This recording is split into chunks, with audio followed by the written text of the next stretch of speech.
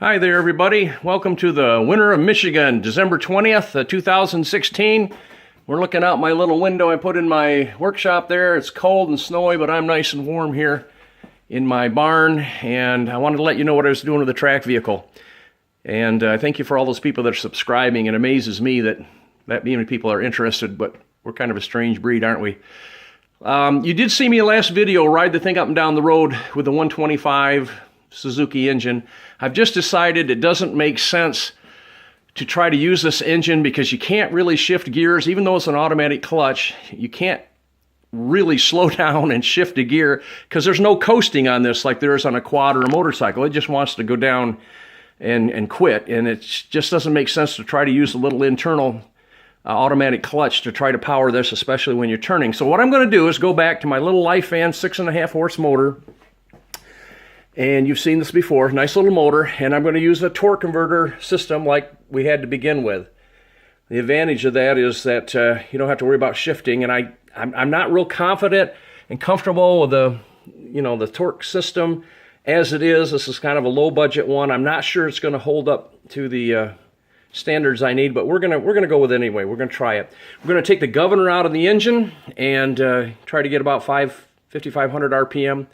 There's videos all over the place how to take these Honda clones and pull the governors out and put Mikuni carbs on them. You put little headers on them. You can put even stiffer valve springs and stuff, and that's cool. So I'm going to build this thing and really thrash it around to see if I can get it to speed up a little bit. I'll make sure my gearing system is right. Of course, this is all going to go away. And I may double chain this, by the way. I may double chain the jack shaft and double chain it down there in the differential, and that'll give me some more strength. Talk about that in a minute. We're gonna maybe move the disc brakes outboard farther because I think we'd have better ability to turn the vehicle. It's so close to the differential. There's a lot of, if you can picture this, you're braking here, and then the whole vehicle has to swing around. Move these out a little bit, and got to get different hubs that lock down on the axle because these Peerless 100 series axles are not keyed around here. You have to get the axle you get the couplers that clamp down on the bar here, the hubs, and then bolt these to it. Another thing I'm going to do, I ran into a wonderful company called Carlson Machine and Tool right here. I was putting some feelers out there for some bogies, and these are okay to play around with, but I never intended them to go very far. They're real generic, and surpluscenter.com had them. They don't have them now, but they're only like a 5/16 inch shaft, and the metal hub was starting to tear up the inside of my track on the, I don't know if you can see it down here.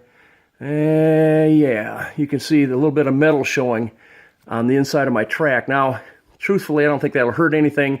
These things are meant to go on a Honda powered wheelbarrow. There's not too many in the United States. You see a lot of them in the United Kingdom. In fact, these tracks are kind of rare. I'll talk about those in a minute.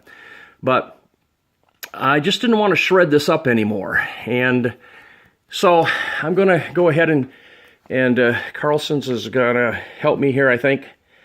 Give me a deal on some of these wheels. And they're 5/8 inch shaft, and plus they look really cool. So, by the way, this machine, this is just a whole trial and error thing. It's all rusty now. I'll make another frame probably, and I have it all powder coated. It'll look really cool. Needs some work on it right now. And speaking of the tracks, I want to put a shout out to my friends at Summit Supply. If you're looking to build one of these seriously, you need some tracks. I wouldn't try to do the car tire sidewall cutout type deal like I did before on my first track vehicle. Summit Supply LLC, look for that name, look for that logo. And I'm not sure what these things are going for now. They're not cheap, but that's the only way to do a track vehicle correctly. The car tire thing does not work real well for me. Okay, so recap a little bit.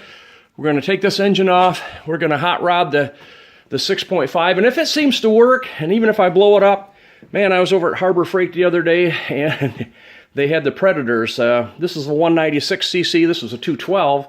They were on sale, and Super Duty sale with 25% off, and I picked up another one, 99 bucks for a 6.5. So I'm going to use this engine, and we're going to rod the snot out of that thing and take the governor out of it. And if it seems to run okay, we're going to hop this one up carefully. And I want to do a billet aluminum flywheel and a header and do the carburet and who knows what else in order to get, man, at least 10 horse out of the thing. We'll gear the thing up so it'll rev a little higher. I think it'll be just fine like that. And finally, the reason I'm doing this is because I want to do something. Oh, let me talk about one other thing before I forget. I go on hydraulic brakes. I've got a cool little hydraulic master cylinder here. It has two arms, or two arms, you might as well say, and it's got two outputs. And what I think I'll be able to do with this is go to a hydraulic slave cylinders instead of the mechanical. I can custom make my own, brake lines or my hydraulic lines. It'll give me some more room to get rid of the hardware underneath that, and plus it'll be classy. I can put brake lights on it. Yeah, that's another thing I'm playing with, the idea of actually putting some sort of a one-piece alternator, putting another extension on here and running a small one-wire alternator so I can charge a battery. Or, I know you can put the magnets, extra magnets underneath the flywheel. Yeah, that seems common. I like to be uncommon. So, that's another thing I want to do. Now, last thing, if you can hang on a minute, and I hope you're not being bored. Suspension. I've been battling with this for a couple years now.